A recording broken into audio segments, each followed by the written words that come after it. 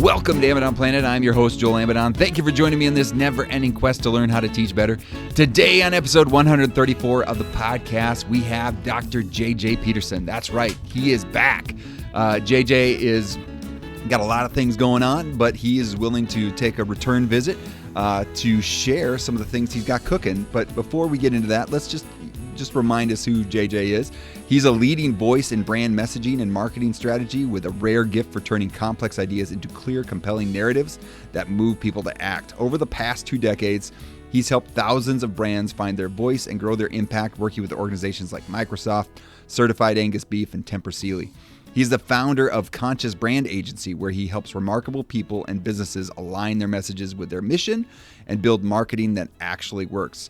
Dr. JJ holds a PhD in communication and is a professor at Vanderbilt University's Owen Graduate School of Management. He's a USA Today and Wall Street Journal bestselling author of Marketing Made Simple and the previous host of 2 chart-topping podcasts, Marketing Made Simple and Building a Story Brand. He has since launched a new podcast called Badass Softy, which is a podcast for leaders who are unapologetically ambitious and want to lead with heart. We'll get into that further in the episode. And before launching the Conscious Brand Agency, JJ served as head of Story Brand, where he led global workshops and keynotes that help business leaders clarify their message and grow with purpose. His experience spans Hollywood film production, global nonprofit communications, and even a stint debating theology at the Sundance Film Festival. At the core of everything JJ does is a belief that clear, values-aligned communication has the power to transform not just businesses, but people. And I think he has something to say about teaching better.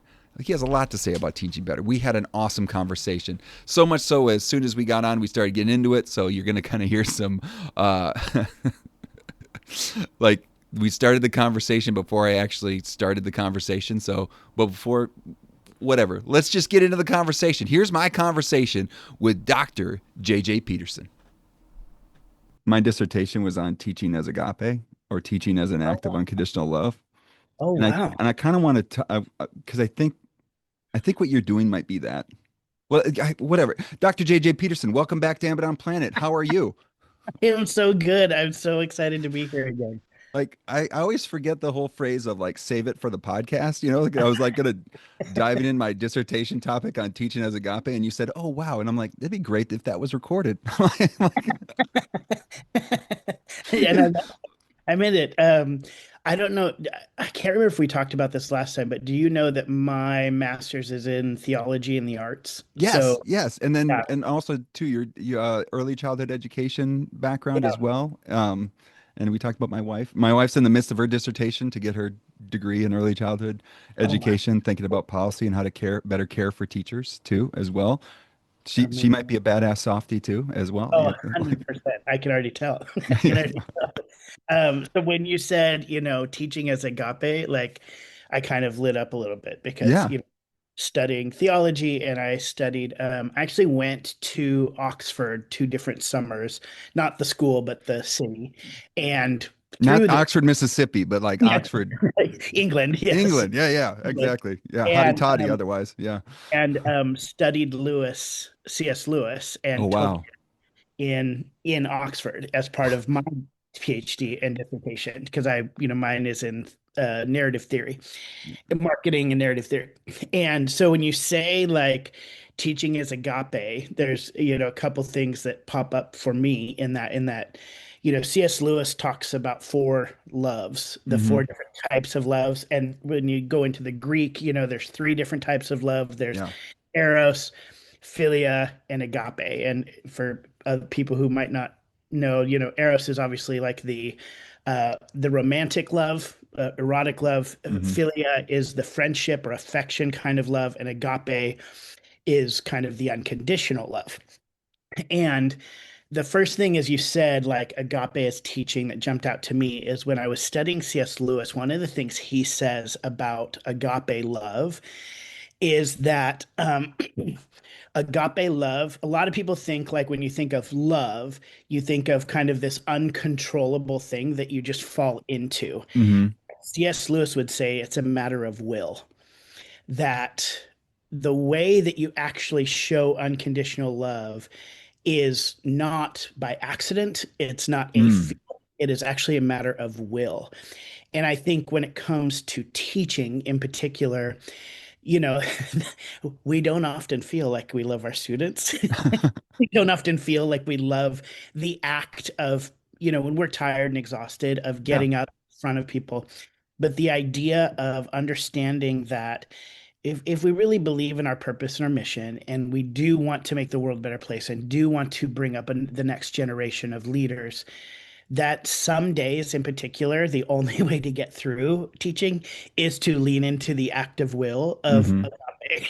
Yeah. Because I will tell you right now, I do not often unconditionally love my students or my clients who I'm teaching. And yet there's a moment I think each of us has to step up and say, is this what I'm going to choose to do? Or is this going to be a feeling that I allow to control how I approach this moment? Nice, nice. And I talk about this idea of like passion, converting that into purpose, because like passion feels like like that initial. It's like when watching people trying to build fire on Survivor, like they're throwing the coconut husk on it. It's just like it's burning, but then it just all of a sudden just goes out, and it's like that's like feels like passion, but the purpose is like, okay, I'm methodically building something, like so that will coming through. It feels like that might be a little bit of what we're leading to with like what sustains us beyond when you don't feel like it sometimes. I think a lot of people think of love as passion. Oh, I Mm, love teaching. yeah. You say I love teaching, the thoughts that come to mind is the way you love ice cream. It makes me Mm, happy and I enjoy, yeah. you know, and that's that passion side. Yeah. And I think that we do have to have, I think, for longevity in this space, a certain level of passion that can come through at least on certain days and certain times to like moves us forward. But I think the foundation of all of it, if we can lean into the agape space of saying, Hmm. like, this is a choice that I'm making to love. This is a choice that I'm making to stand up and do this. And recognizing in the midst of that, that's very vulnerable. That's very scary. It's not often fun, but it actually, agape love, I believe, is the highest calling we can lean into. Well, that leads me right in because I talked about before I hit the record was about your latest, whatever this is. Really, this will be released pretty quickly. So, your latest Badass Softy podcast, which I want you to talk Yeah. about a little bit, but how Yeah. to lead through grief, where I mean, and I, I lost my father almost 20 years ago now, and you talk about that within your podcast, and you talk about becoming a father at the same, dealing with those two things at the same time. But like how you are putting yourself out there in a vulnerable space to put it, I mean, out into the ether, like put it out into the internet, and but like loving on people who like you have no idea if you're ever going to meet them, but you're meeting them where they're. I mean, I just happen to have a chance to talk to you today, but there's a lot of people that don't, who are receiving something, are being cared for and loved by your sharing and helping navigate. I mean, even sharing the little anecdote about your mom, Googling how to grieve as an Enneagram one. And I'm like, I probably did that back in, like, how do I properly get through that? And that's, hey, guess what? That's step one is Google it. But like, I mean, I don't know. It just felt like that act of putting that out into the world felt like teaching as agape a little bit. Yeah. So, for people listening, what you're referencing is I started a new podcast called Badass Softy. And the whole reason I started it is because I tend to be a sensitive person in reality. And often when I step into leadership environments or leadership circles, I feel like I have to tone down my sensitivity or Mm, tone who I am in order to succeed. So I have to be louder. I have to yeah. be more brash. I have to be more aggressive. And in many ways, more like brutally honest, which I hate that term, but like, and be like almost mean in order to get ahead. And I actually believe sensitive professionals can succeed. And Yeah. so a lot of what I'm talking about in there is how to be unapologetically ambitious, but also stay with your heart. And part Which I of, love. That's beautiful. yeah. Yeah. And so one of the things that I just did was talk about grief. And the next episode, which you haven't heard yet, is about joy. And so it's actually how to kind of, and I'd love to talk about that in a second too. But Yeah. I think a lot of us, what I'm trying to do is give permission for people to lead the way that they were designed, intended, built to lead. And I think some of that, you saying that building it out of a place of agape is that's such an incredible compliment. Now I might start crying because that really is the intent. Like this is a love letter to people who I think have struggled to lead in the ways that they want to lead and feel like they have to look like everybody else. And I think part of that love, that true like agape love, is, the definition is really unconditional. And in Hmm. fact, C.S. Lewis would call it charity, like the idea that you're giving without any expectation back. And one of the other things he says, I love this is now becoming a C.S. Lewis episode. What C.S. Lewis says is to love is to be vulnerable. To love at all is to be vulnerable. And I'll butcher it, but he basically goes on to talk about how, like, if you choose to love anything, that you risk your heart being broken. And Mm. so the alternative is that you can kind of shut it up and put it in a casket and protect it and put it safe away. That's the option. Like our Mm. option is to either be vulnerable and Yeah. put it, if you want to love or be loved, be vulnerable or hide it. And then he says that when it goes into kind of that safe or that casket or that coffin, that it stays, motionless and it stays like dark, and it won't be broken. Mm. The alternative is it's not that it won't be broken, but it actually becomes unbreakable. It Uh, becomes impenetrable. mm. And so he just says, if you want love or you want to experience or give love, you have to be vulnerable. It is the foundation of it. And the opposite is, yes, your heart may be broken. That's not the opposite of vulnerability or love is your heart broken. The opposite and the bad part is if it becomes unbreakable. Mm. And I never want my heart to become unbreakable. And so I try to lead from that place of sharing. And sometimes, there are things that I chose to share the space of grief 2 years, maybe 3 years after my dad died. And so that's different than like in the moment Yeah, going, come yeah. in, I'm going to rip my heart open for you in this moment. Those grieving moments happened with my family and my friends, and the vulnerability happened there. But now, a few years later, I can kind of I have a little bit of distance, and I can share that vulnerability with people. But I do think it has to come from a place of love, um, or you don't do it. Yeah, yeah, yeah. Well, and I like this because it's kind of building on some things we're doing in my elementary math methods class, where they do a little teaching in front of their peers, and they're providing feedback. And sometimes that's like, the like one teaching in front of another, adult can be hard, but then also too, then okay, opening yourselves up to feedback. And we talk about giving a little love, like there's a 3-point scale that they're giving on some rubric items, whatever. But sometimes they can get a one. And I'm saying like sometimes how do we love with a one? Right? Loving with a one, like if you just say everything's great, well, one, know everything's not great, so you're not being truthful. And two, like if there is something that they can improve upon, you're giving them a gift, not only to their future, and I call it a love letter to their future teaching and also to their future students. Like they're going to be better because of this moment, right? And like, how can you give it? And but that also means I'm taking a shot. I'm putting myself out there. I'm being vulnerable in my teaching, but then also too, I'm wanting to receive these things. And we talk about being open handed and taking in this feedback as a way an act of love towards their future in the classroom. And so I know it feels like we got some common language going on here. And that's such a gift for those teachers and such a gift for the students. Like feedback, one of the things I always say, even when I'm working with anybody, is feedback is a gift. Now, it doesn't always feel like that. Yeah, no, I know. Working with an editor who's like telling you, no, this important story that you just told that you reported your heart out doesn't matter, and you go, oh, okay, thank you. Yeah. But the reality is, I know you probably know from the teaching world that like there's a difference between a fixed mindset and a growth Right. mindset, Yeah. right? And fixed mindset says, this is who I am, this is what I'll always be. And so if you're always telling people they're a three, they're, get score really high, That's right. then they begin to go, well, I'm good. I'm already good. I don't need to work any better. So then when somebody comes along later in life and tells them they're not, Hmm. they actually fall apart.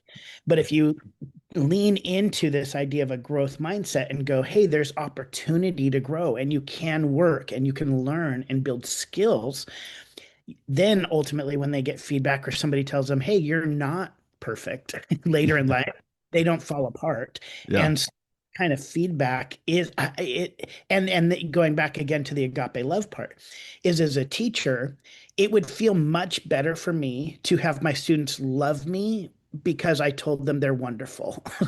Right? Yeah. Like, I tell students they're great, you are amazing, you're unbelievable, even if they're not. Yeah. I'm gonna get some great feedback from them that they love me, they hug me, I'm their favorite teacher.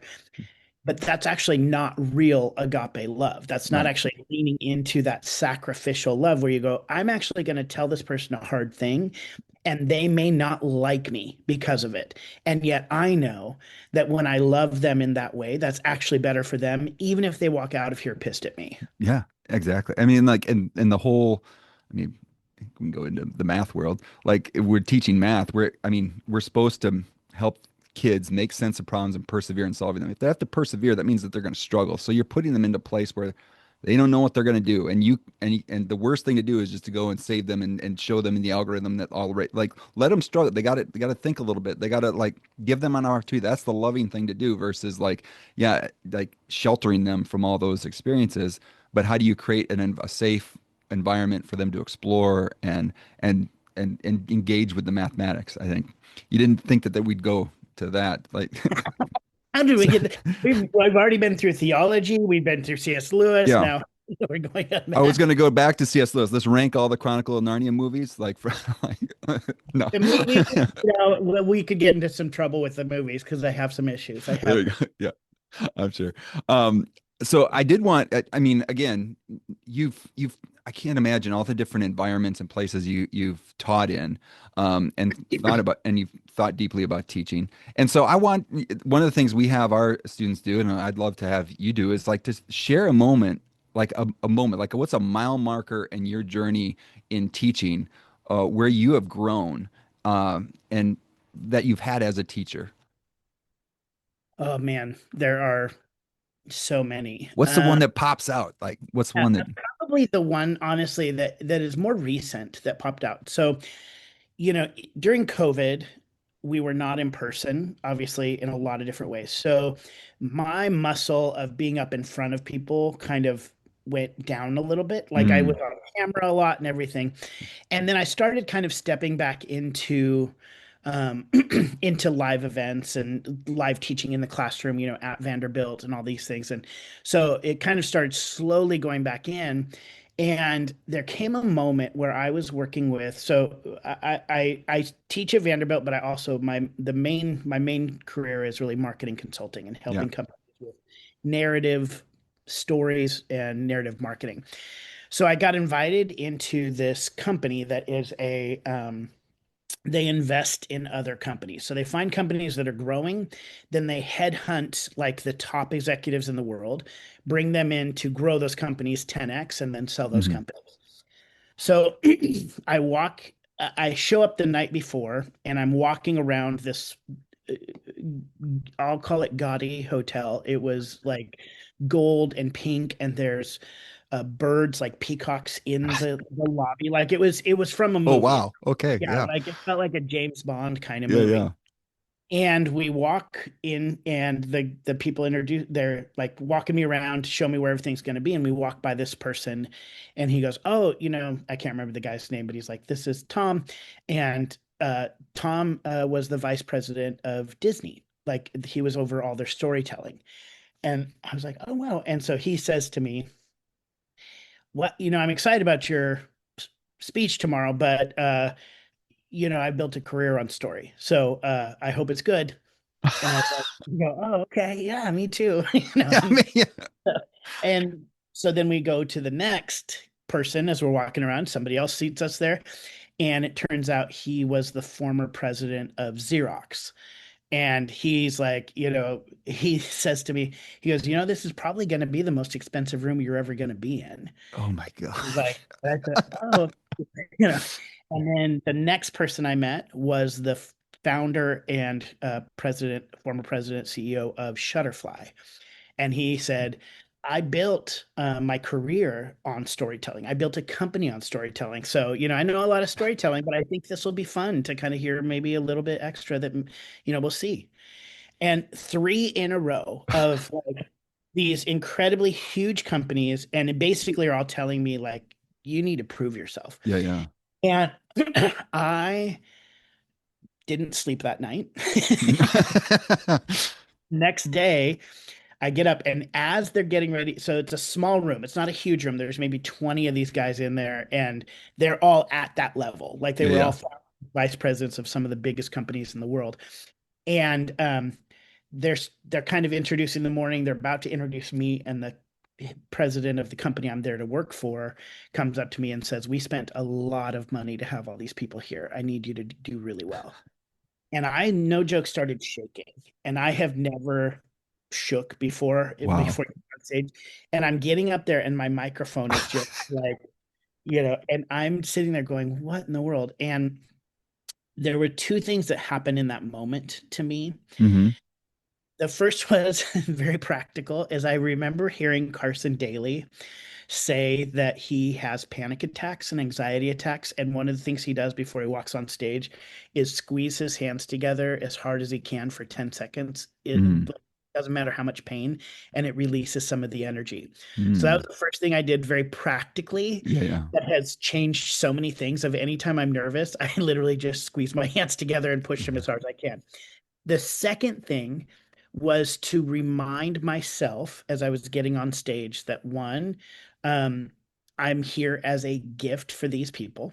So, Mm. like, in that sense of almost, I would not have called it agape love, but this is my opportunity to offer a gift. They get to choose whether they receive it or not, but I get to give that gift.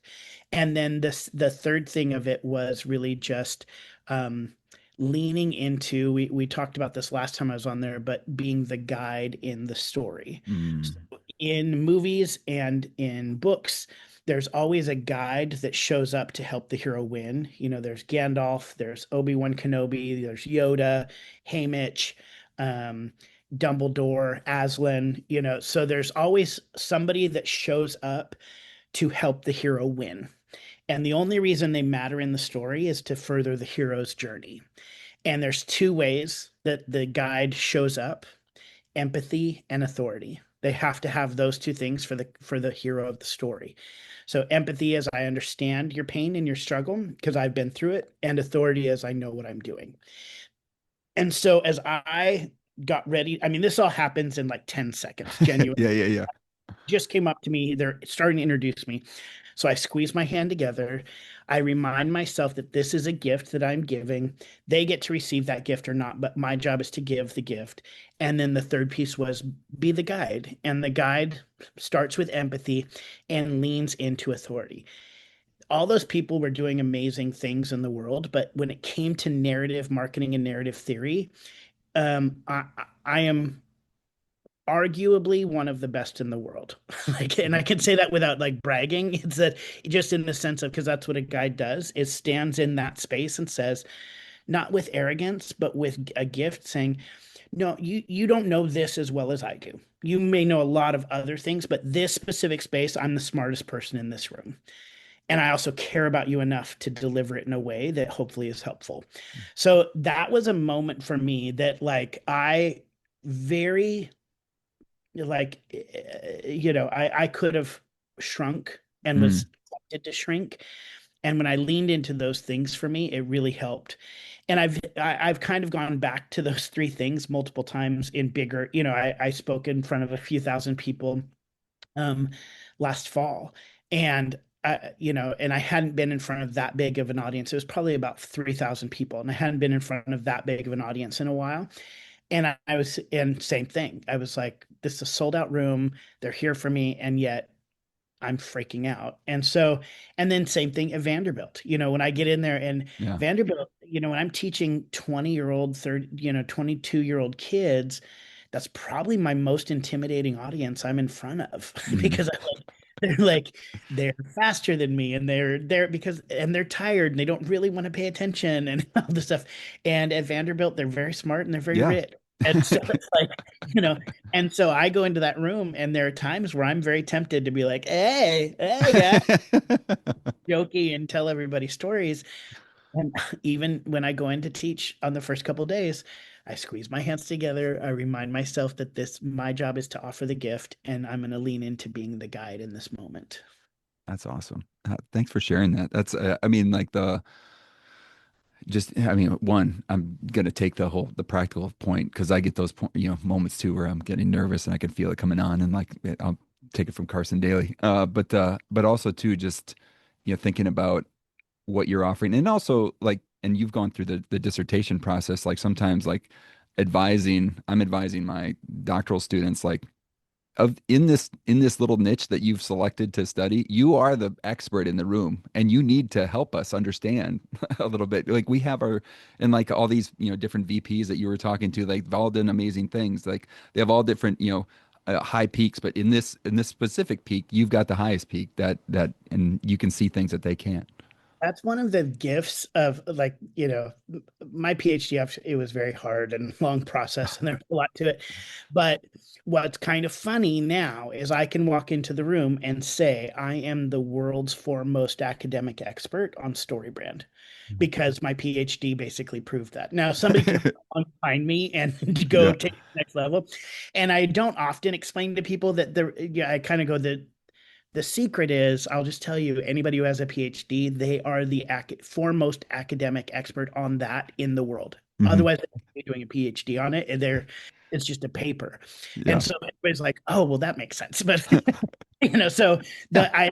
that's what I say when I lean into the idea that I am the smartest person in the room in this space. It's because I have a diploma that says that. You spent a lot of time doing Spent a it. lot of time. I stretched mine out because I wasn't sure I ever wanted to finish. So I actually took 9 years on mine, and I spent a lot of money to basically be able to say, nope, I'm the best in the world at this. So That's right. That's right. It's a slow cooker, just simmering for a while. So, you know, I have a number of questions because, like, I think sometimes the first time I was talking, I don't know if I shared with this. You were on a short list of people that I wanted to have on the podcast because I'd listened to you for years and years on the Marketing Made Simple podcast, and just, like your infectious like energy too, and just like the insights that you would have. So like I've always wanted, so maybe I was a little nervous the first time, but I had some like, hey, he's an experienced teacher. I want to hear some things about. So one, I'm thankful for the sharing a moment of your professional growth, but you think about messaging again, you talk about your expertise more than just about anybody. So how does that show up in a class you're going to teach on Tuesday, right? yeah, Or how does that show, like, how did that show up for you when because I think that's one thing that I struggle with, as you can hear me bumbling with my words sometimes, like my messaging sometimes, like there's passion, there's excitement, there's even knowledge, but sometimes the messaging, and I think also too, when we're talking with teachers, like they're are they thinking about their audience with what they're sharing and so how does messaging show up in that clear messaging show up in your teaching? yeah. There's so one of the principles of clear messaging when it comes to a marketing side of things is marketing is about memorization.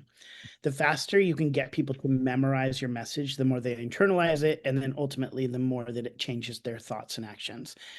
So I take those same principles into my teaching. Mm-hmm. And I know when I show up and I'm going to talk about narrative theory to my students, I just said I spent 9 years studying that.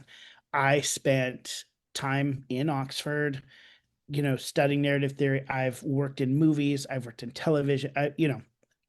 I've done the work. I have an hour and a half to talk to them about this. And I put 9 years in, and I want to show them I put 9 years in, and I want to bring in all the cool things that I've come up with in 9 years and all of the nuances. I have an hour and a half to get them to memorize a few points Mm-hmm. and take some notes that they might look at later. Yeah, yeah. I've saved every one of my computers from all of my academic years, and I have not opened one of them. Yeah, because I was like, oh, that'll be good to remember later. Nope, I won't. Um, And so where it's really come down to in the clarity of message is simplifying what I'm teaching so that they can walk out of there with the information memorized, if possible.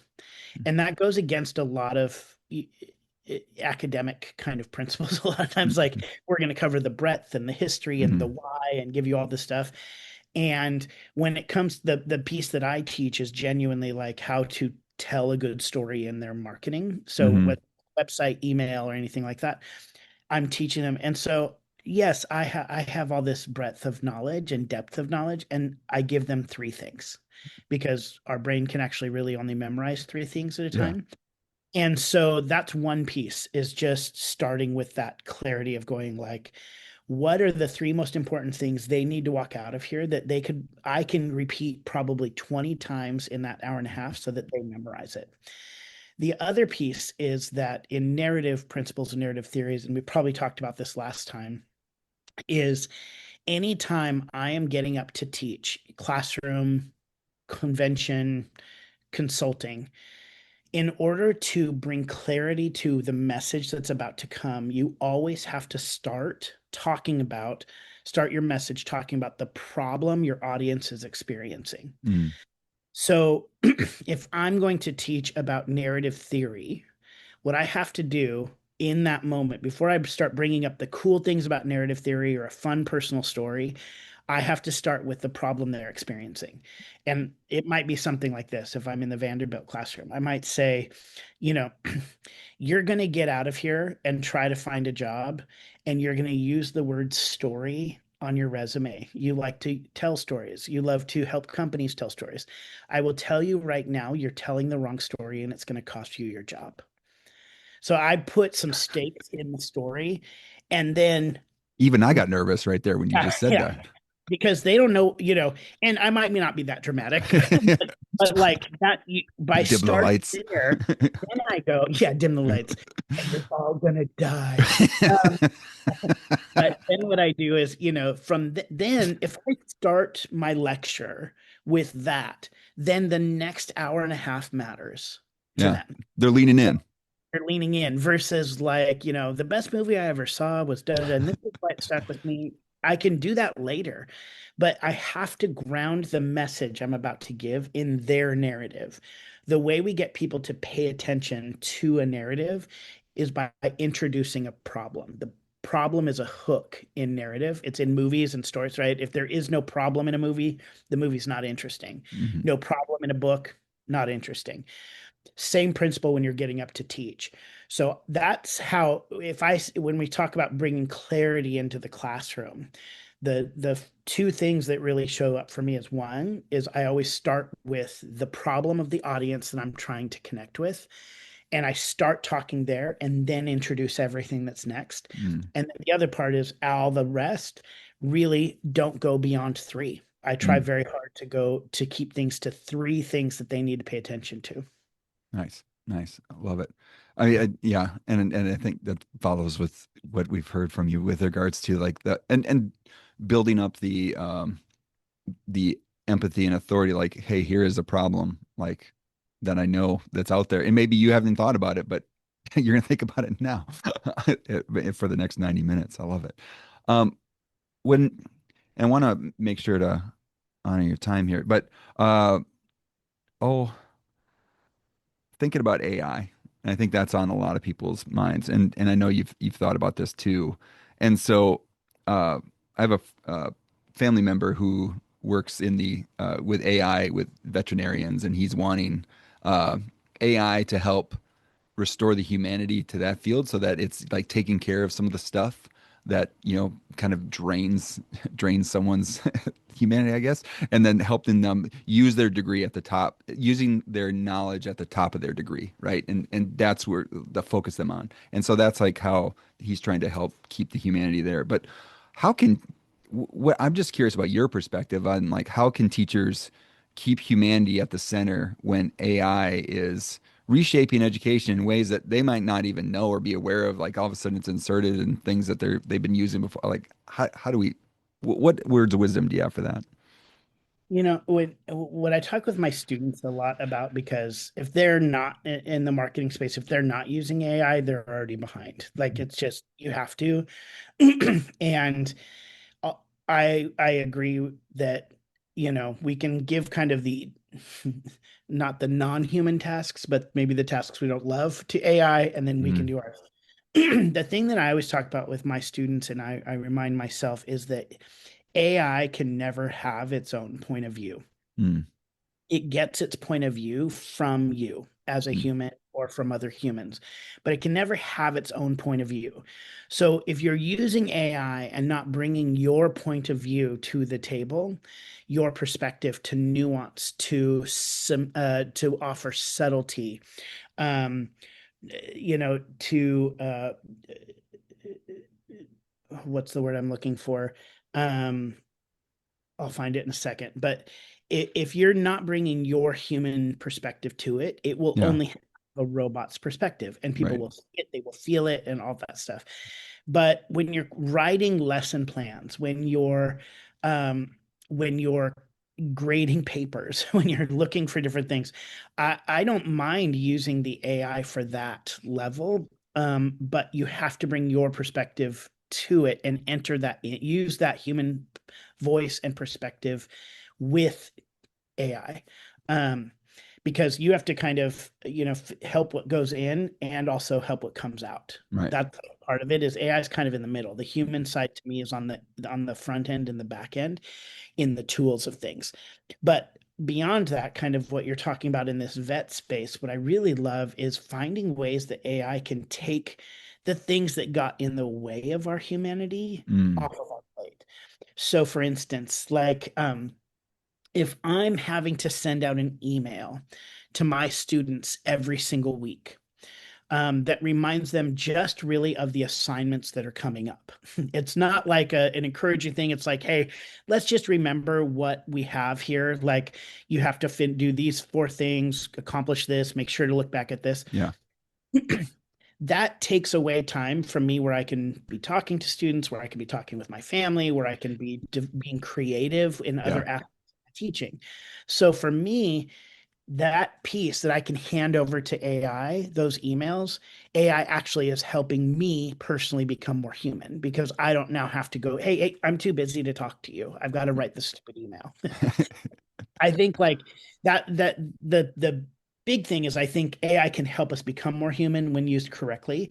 The other part is recognize that without your point of view, then you're using AI incorrectly. It's not Mm, meant to be a substitute for human perspective. It's meant to amplify human perspective. nice. Yeah, open up space for those human interactions to happen by offloading some of these other tasks and things.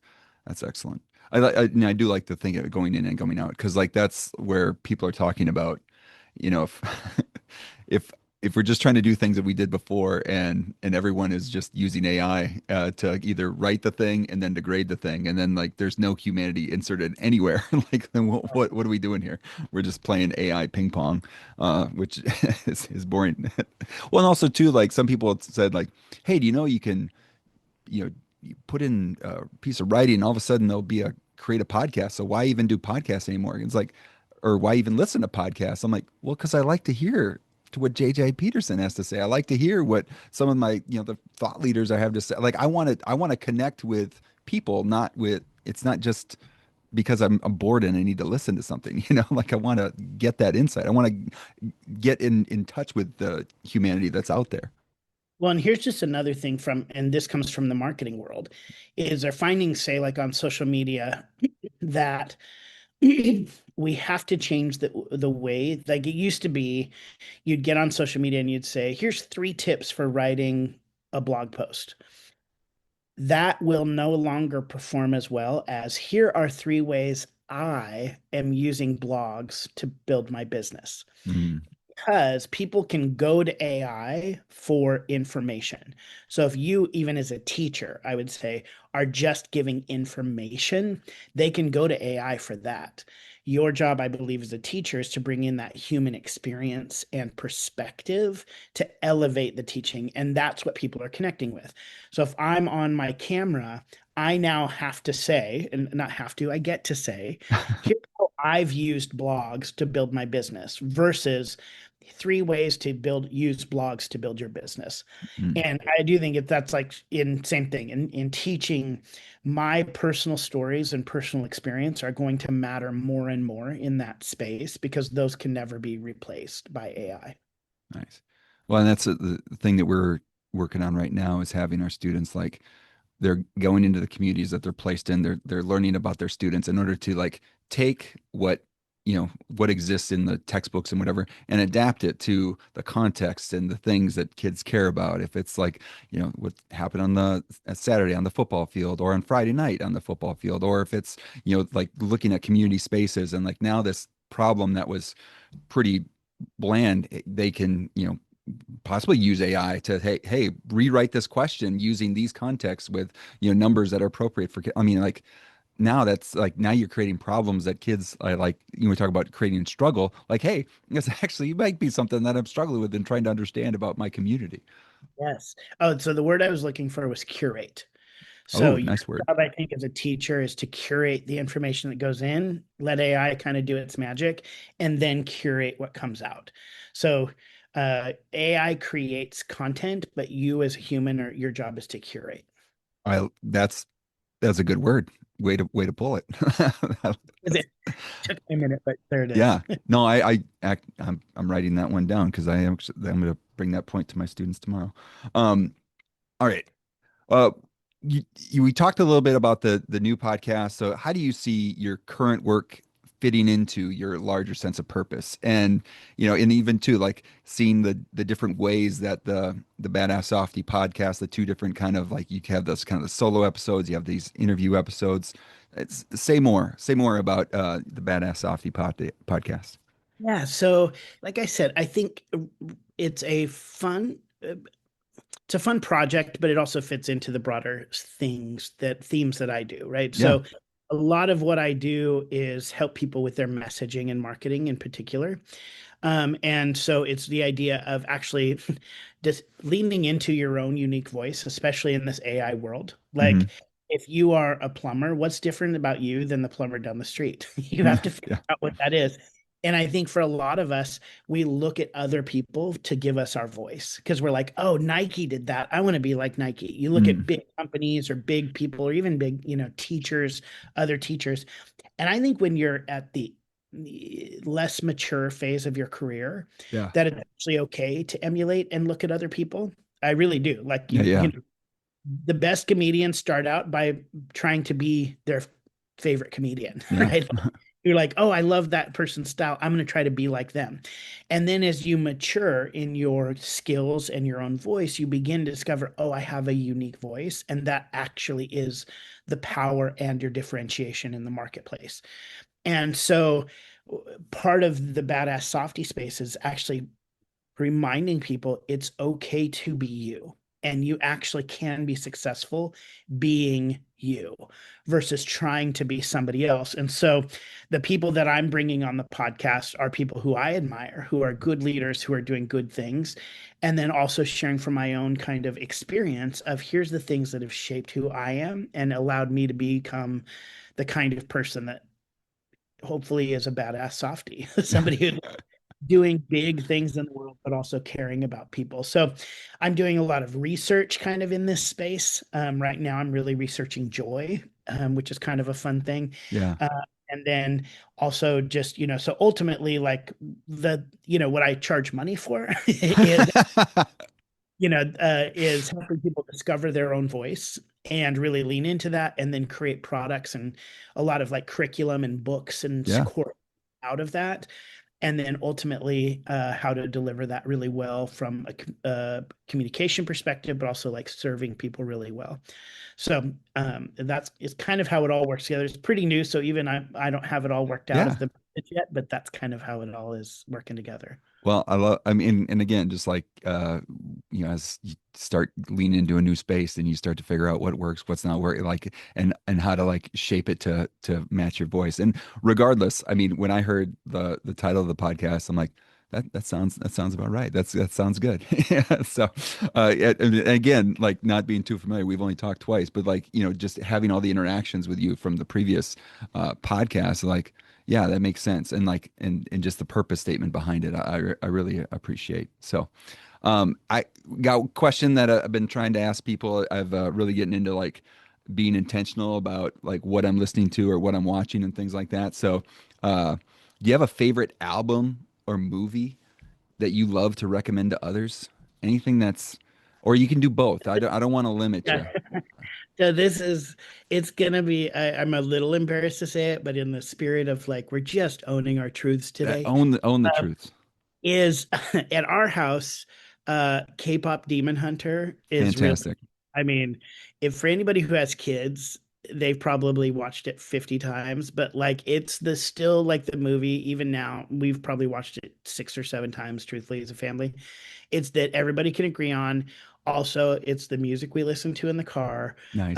So like that's kind of, I wish I was a bit more highbrow right now, but that is that's what I'm into. Well, I'm also watching the Martin Scorsese documentary series. Oh, Uh, nice. Yeah.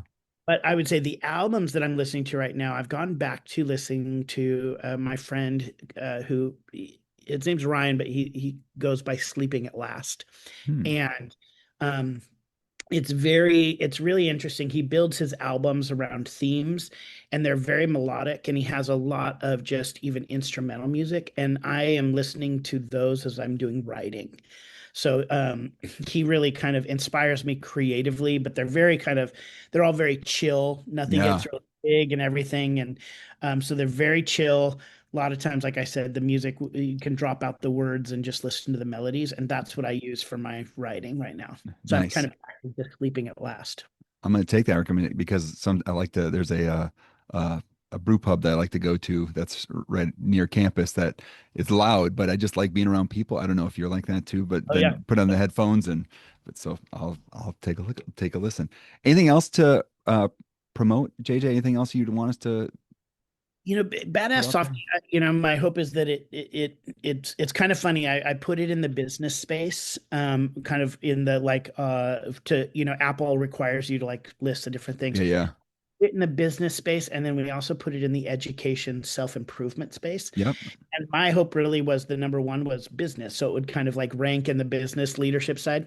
And weirdly, I'm getting a lot of traction on the self-improvement side, on the Yeah. education self-improvement. And so I think for people, anybody who's in kind of any space, I would hope that there would be from that some just nuggets to be able to take away for leadership or for like just kind of shifting your mindset for yourself. Um, so that would be, I think just badass softy wherever Yeah. you podcasts. And then if you're interested in kind of finding more just about me, you can go to drdrjjpeterson.com. Um, and then, just to wrap up, one of the things, this is kind of what I'm really excited about right now because it's some of the stuff that I'm studying and it's Yeah. the next episode on the podcast, but it's the idea of bringing joy into educational and work environments. Because I think for a lot of us, when we get into a classroom setting, it's like, okay, we need to be serious and we need to be studious and I don't disagree with that. Hmm. Uh, Same in the workplace. Like, it's like, okay, quit messing around and get back to work, like Yeah, as a yeah. here all the time. But one of the things that I'm, discovering in the studies of everything is that like Harvard Business Review talks about how people who have joyful workplaces and education places see higher productivity, fewer sick days, and greater innovation. Yeah. And, Yale was like, if people take moments throughout the day, and either through music or humor or gratitude, that there's actually a 31% increase in productivity and 55% less stress level. Then on top of that, there's all this research around the idea that like joy actually is better for our immune systems, that it actually, when we laugh, it helps us recover from grief and sickness better. I mean, there's just like, Yeah, I yeah. can go on and on. And I think the thing that I would just kind of in this season, the thing that I'm really trying to lean into for myself and others is this idea that joy isn't a distraction from the work. And I think this kind of wraps all the way back to agape, that joy isn't a distraction from the work, it's part of the work. Yeah. That part of our role as leaders and teachers, when we're like leaning into that unconditional love, is actually to provide a space of joy.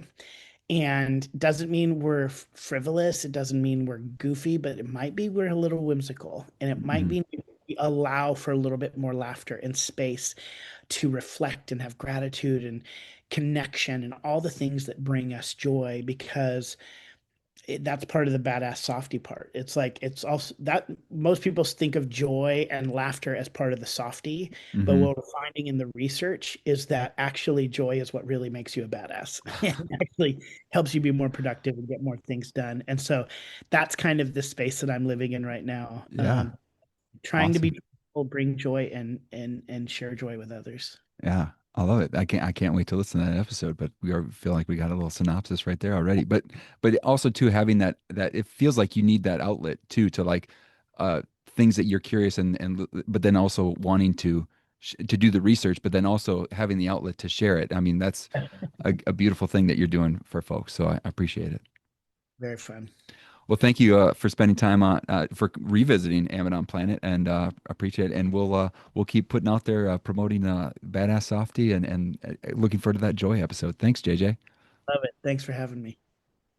All right, there it is, my conversation with Dr. JJ Peterson, uh, and it just makes me think about why I do this podcast. Because right now in the midst of the semester, we're grinding. Like we got projects out, done kind of the major like gist of the teaching, and just trying to see like how kids are taking up what we're putting down, and there's lots of struggle happening, and then just things piling up, and it's like needing the tank is emptying, and like having a conversation like that with JJ Peterson, and just the joy, and then also too the ideas and the sparks that's coming from all that. It's like it's fuel, it's fire, it's all that put together, and just feel blessed in order to have those types of conversations. And then it's also too like why I want to share those conversations with others, because maybe you need some of that fuel, some of that fire, some of that JJ-ness, if that's a word.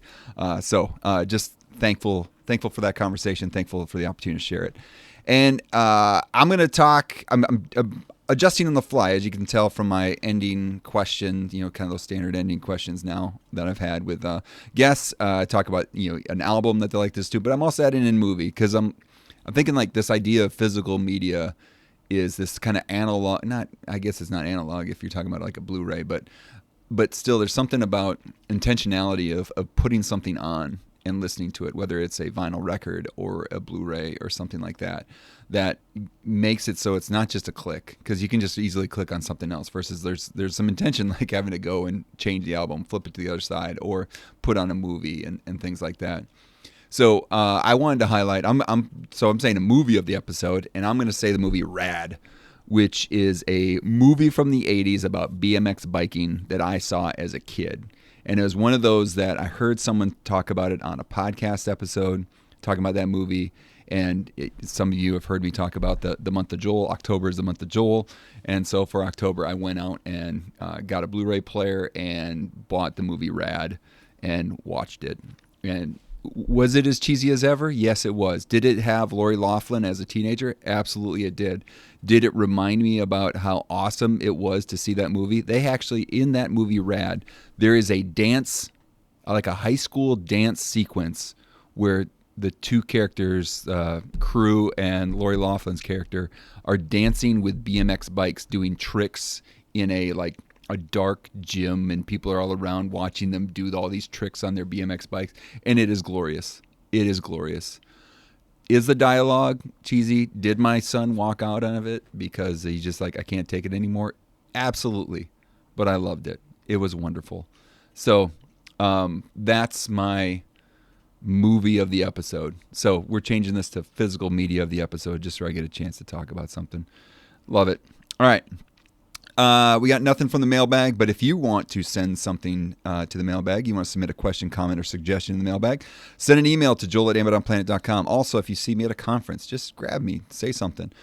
Just appreciative for some of the emails that have rolled in lately. Appreciate some of those. Some of them did not. Were just about thanking me for like the Horst Schulze episode, because that was just a different angle on hospitality and thinking about that with teaching. So that was fun. And this episode, hopefully, maybe if you got some feedback on it, send me an email to joel@amazonplanet.com. So that's going to wrap it up for this visit to Amazon Planet. Show notes are available at amazonplanet.com/episode 134. If you'd like to support the podcast, you can subscribe, rate, review, and share this episode to help others find this content. You can also subscribe to the email list to receive the Amazon Planet Dispatch for teaching resources and updates from Amazon Planet. Links to do that are all over amazonplanet.com on the homepage. Lastly, I'm always looking to collaborate with those leading others to love through teaching. If you have an event or opportunity, email me at joel@amazonplanet.com or visit amazonplanet.com/about to fill out the request a call form. Thank you for spending time on Amazon Planet. Special thanks to Dr. J.J. Peterson for sharing his time and expertise. Thanks to Matt Mifflin for the music in this episode. Finally, thank you to all of you out there learning to teach better and be the good in the world by investing in the lives of others. This world is a better place because you have decided to use the gifts you've been given to serve others. Thank you for all that you do. Peace.